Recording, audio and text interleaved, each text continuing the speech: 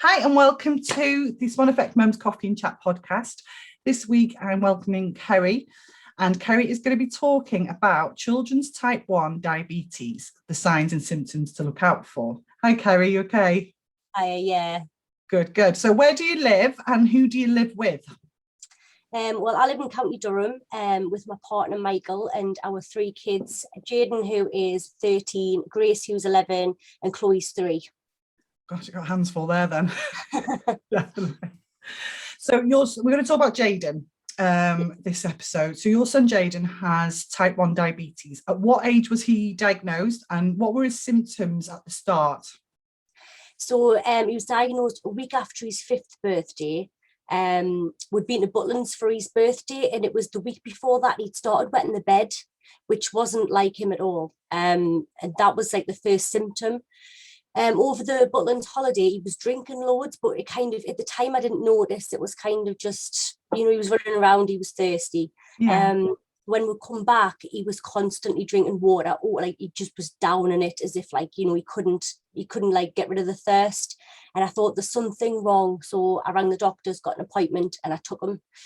So that's how he ended up getting diagnosed.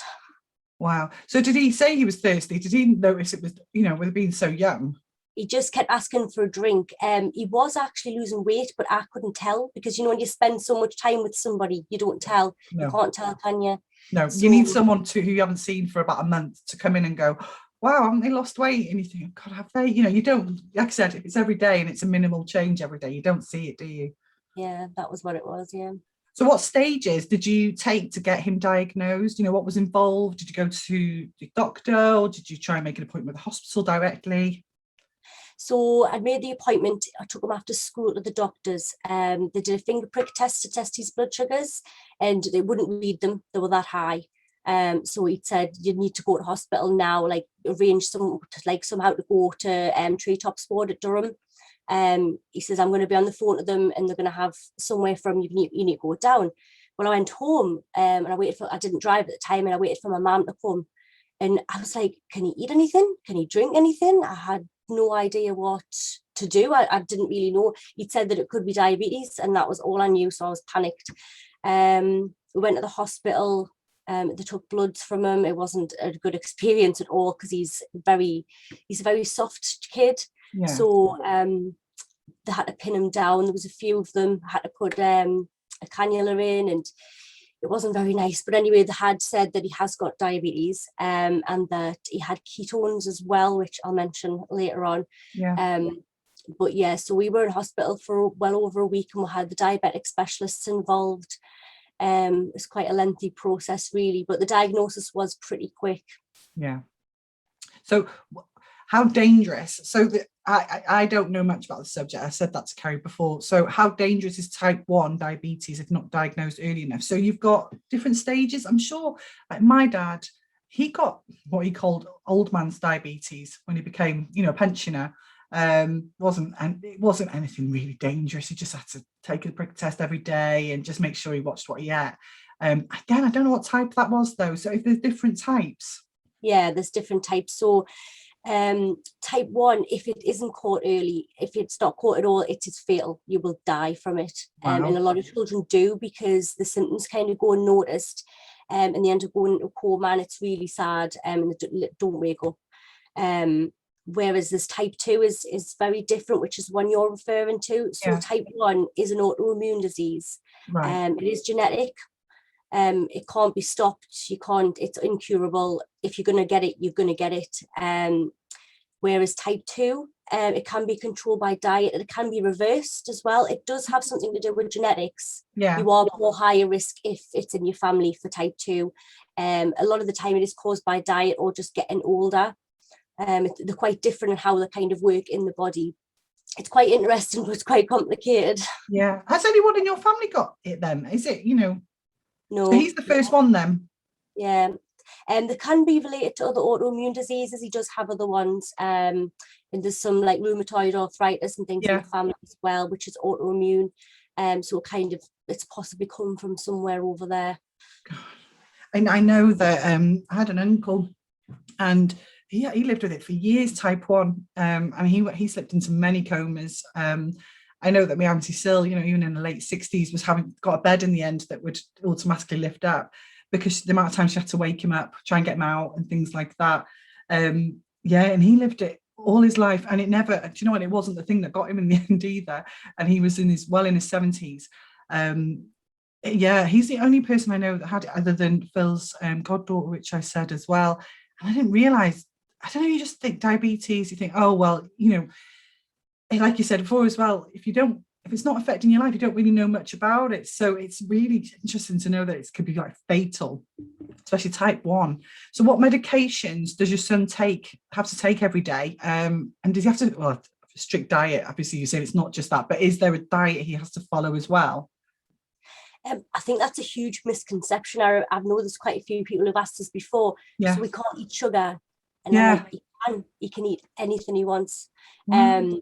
That's another difference between type 1 and type 2. See, with type 2 being more health, like related to health, and type 1 is obviously related to, you don't produce any insulin at all.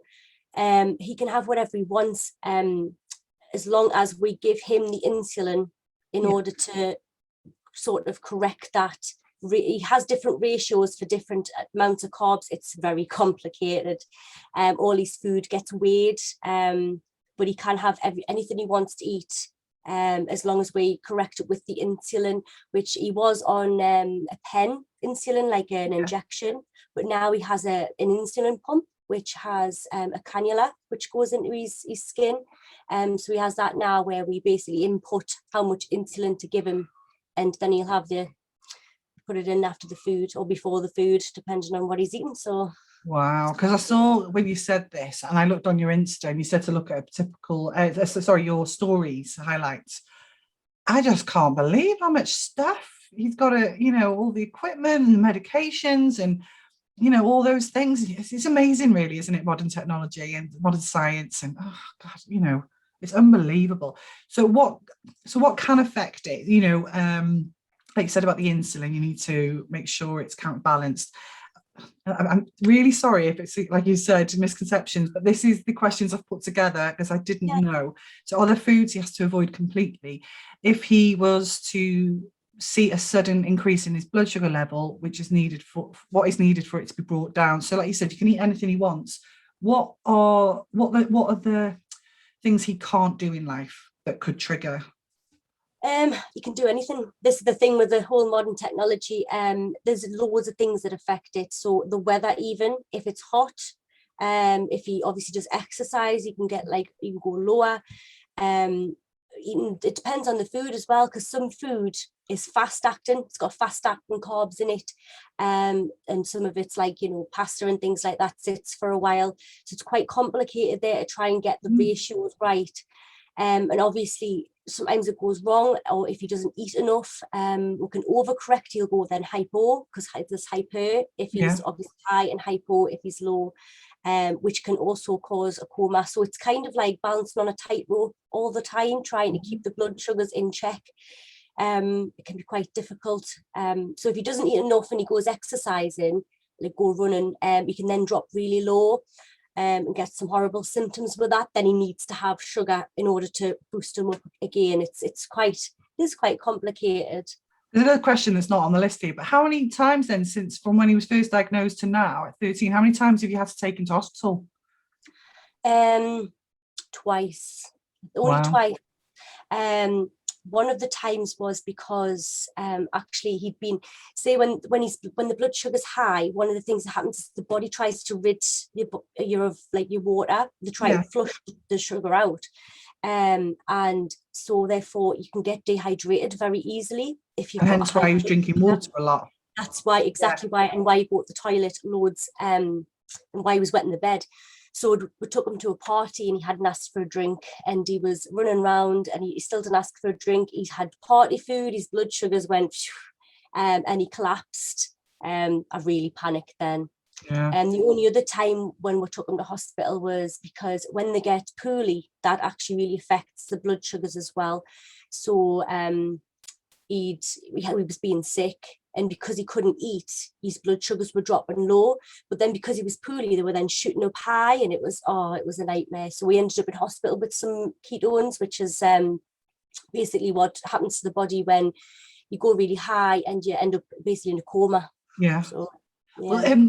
so I assume with him being young, like, how do you explain to a kid about all this? That's loads, isn't it? Like, I can't even, I'm gonna have to listen back to this to digest everything you've just said.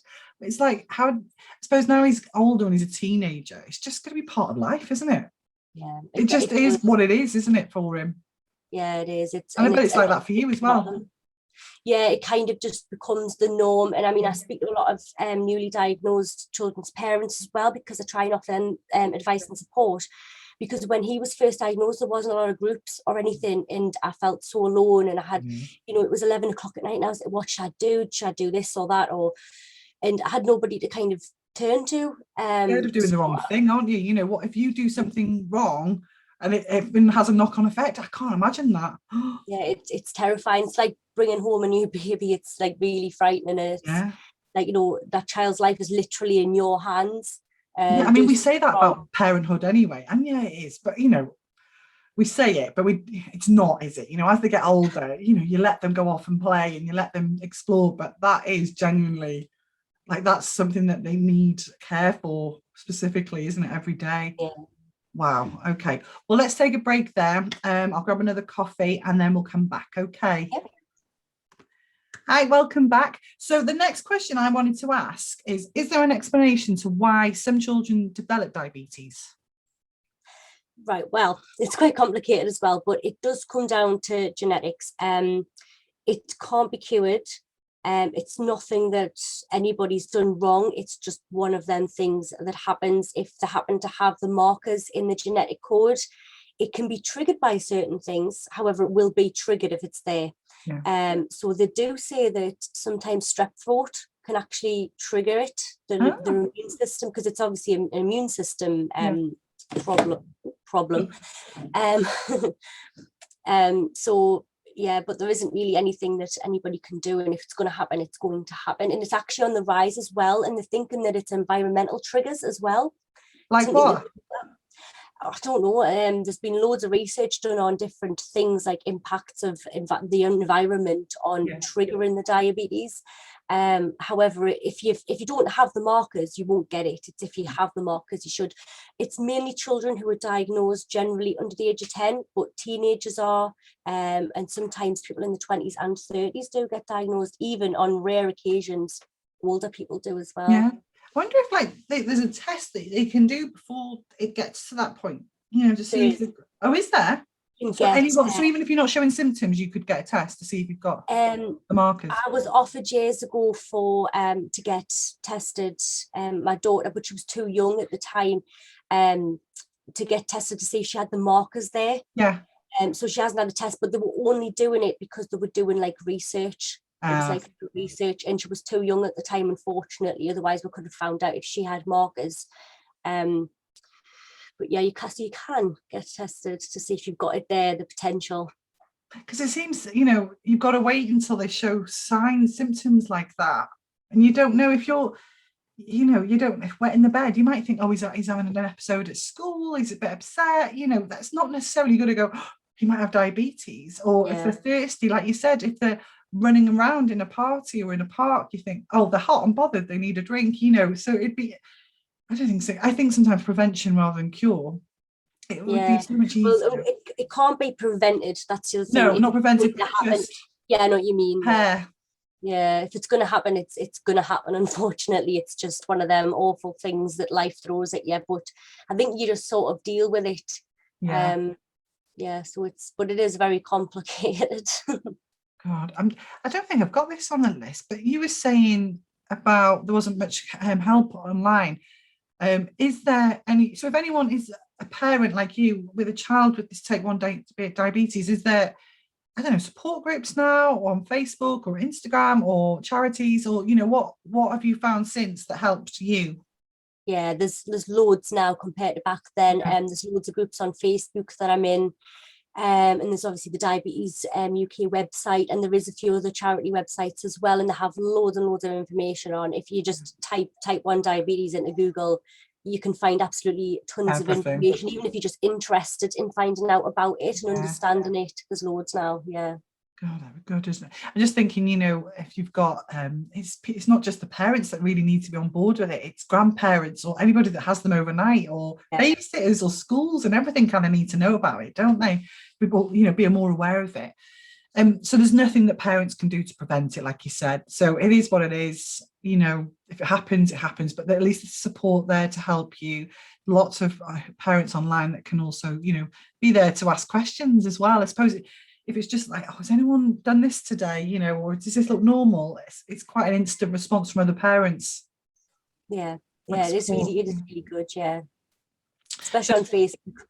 Yeah, well, that's it. I've just wondered, is that, like the mum community on Instagram is amazing. I'm just wondering, which one is it? Is it more Facebook for this sort of thing, like groups? Yeah. I found it's more Facebook, yeah. Yeah. Just finding the right places and the right platform for where things are. So the next question, Jaden, I'm going to read this out, and if I pronounce them wrong, please correct me. Jaden also suffers from hypothyroidism, sensory processing disorder, amongst other things. How have you found balancing all the requirements that Jayden has in your day-to-day life? Do you have a daily routine that you follow? Is he able to live a fairly normal life with these conditions? Well, hypothyroidism is quite common. It's basically another autoimmune disease where the autoimmune disease is your immune system attacks healthy cells that it shouldn't be. It thinks that they're germs, pathogens that come into your body, but they're not. They're actually your cells that are meant to be there, and it's killing them. So yeah, like I said before, there's loads and loads of autoimmune diseases. So he has tablets for his hypothyroidism. With his sensory processing disorder, that's quite difficult with, it's a lot to do with these emotions, and because he's got to have the needles and quite often has to have blood tests and things, that's where we sort of struggle with that. But with his diabetes, trying to handle everything all together, I mean, we have to weigh out all of his food most of the time. Some things we can't really weigh out, especially when we go out. That's a nightmare, because I can imagine. Try to guess by your eye, weigh it with your eyes. But all his food needs weighed out so that then we can work out the carbohydrates in it. So therefore, then we can obviously give them the correct amount of insulin. That for them, it's like I say, it's just so complicated. What do you do? Because he's getting to that age now. What do you do if he goes, Mum, I want to stay in my mate's house for the night? But like on the last minute, like teenagers do sometimes. Doesn't. He's never, no. He has stopped at my mum's on occasions a few years ago, but he doesn't stop out. No, I don't think it's scary, because we check his blood sugars while he's asleep on a night time. Really? So we're going in and do his finger prick on a night time, because we try and do it as late as possible so that he can. So obviously then, because he's gone quite a long time when he's asleep without having his blood sugars checked. We were talking about before, you can get like a Libra or Dexcom you put on your arm, and that takes a little bit all the time, and it tests basically blood sugars all the time. But he doesn't have one of them. We can fund it ourselves, but they're very expensive, and sometimes they're a nightmare to get on the NHS. Yeah. God, I just think, this is it for life, isn't it? It's not as you get up. Will it lessen as he gets older? No. As he gets older into manhood, he's gonna have It causes say with diabetics, their blood sugar has to be a little bit higher than our normal all the time, otherwise they've got more of a chance of going too low. So because of that, they get loads of health conditions. I mean, some people don't, and some people do. If it's badly controlled, you're more likely to have problems, eyes, kidneys, heart, loads of things. But yeah, that's so it can cause a lot of things. What does he want to do when he's older? What's like his career goals? He wants to be a game developer. Oh, well, that's easy enough. Doesn't have to He knows what uni wants to go to and everything, and he's got it all planned out, apparently. Well, there you go. That's a perfect job for him then, isn't it? Sure, bless him. Well, that's good. He knows what he wants to do and he's focused. I work at a college, and I can tell you about 90% of 13-year-olds don't know what they want to do at all. So for any listeners who may be concerned about their child's health and the possibility of diabetes type 1, what are the signs and symptoms they should be looking out for? So there's something they go by, which is the 4 T's, which is tired, thirsty, toilet, and thinner.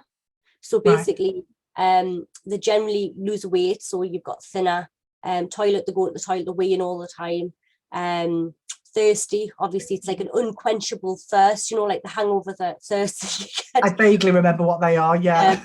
I believe it's something like that, like you're Yeah. drinking and drinking. Yeah. And tired, more tired all the time. Sometimes their eyes will go black and thinner. The Yeah, sunken I know you point, mean. yeah. Sunken. Blimey. So if any of those symptoms, especially if they're all together, just go and see the GP and have a chat with them. Yeah, Take it. ASAP gets into, because the quicker it's caught, Yeah. the better. This is what I'm saying. It'd be lovely if a perfect world, if they could just go, yeah, you've got the markers, so you will have it at some point. Here are the symptoms you need to look out for, and perfect world. I know. Yeah. So I suppose if anyone, I think you know yourself, you know your child, and if you're concerned about anything, just go and see the GP anyway. Yeah, definitely. So have you got into nursing now because of all this? I actually wanted to be a midwife for years. And then obviously I had the kids, and with him with these medical problems, and then I took care of my grandparents till they passed, and I think it was then that I thought I'm going to go into nursing. So I've gone into nursing. What path are you taking in nursing? I'm doing adult nursing, but I do quite fancy doing diabetic specialist medicine. Oh, okay. Obviously be with adults and not children, but obviously you have adults who were diagnosed as children and they're now adults, and a lot of type 2. Because it's quite interesting, and it is complex, but because I've got the knowledge of that, of obviously bringing up him, I think that I think I'd enjoy it. So it's something I'm going to look at possibly doing after I've done my nursing degree.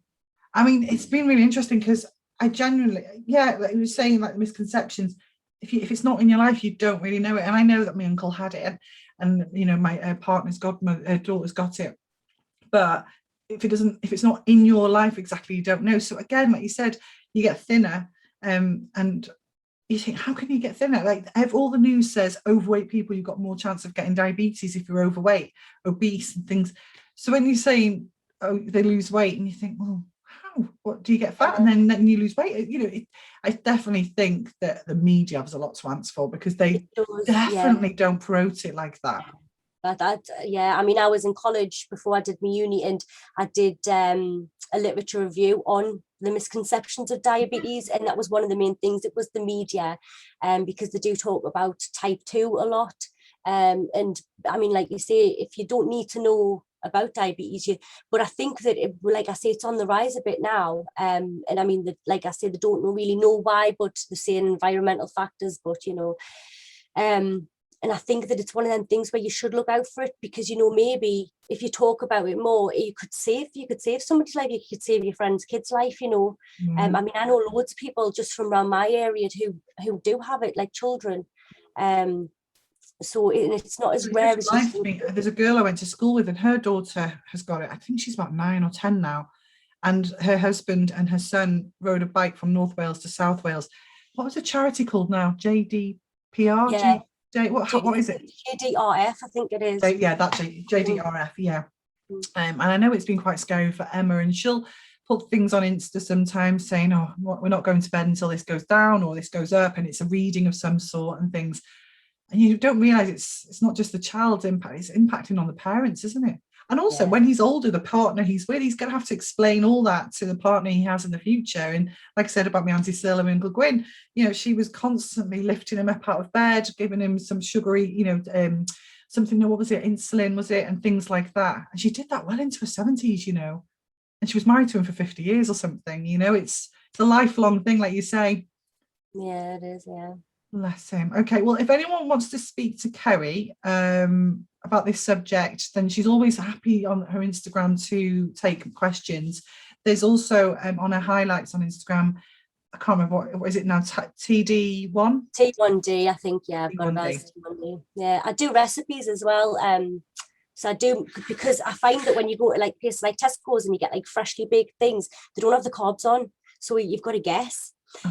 So I make my own recipes. So I literally have recipes with the carbs already on for the portion sizes. Yeah. So if anybody has a child or is a diabetic, they can literally have nicely freshly baked things, and they don't have to worry about the carbs because they're on there. They'll weigh out the portion and then the carbs. Do you all eat the same things though? You don't make anything different, or? What You do you all have the mean? same meals at tea time and stuff. It's just different weights or We do usually have the same things because they're yeah. fussy.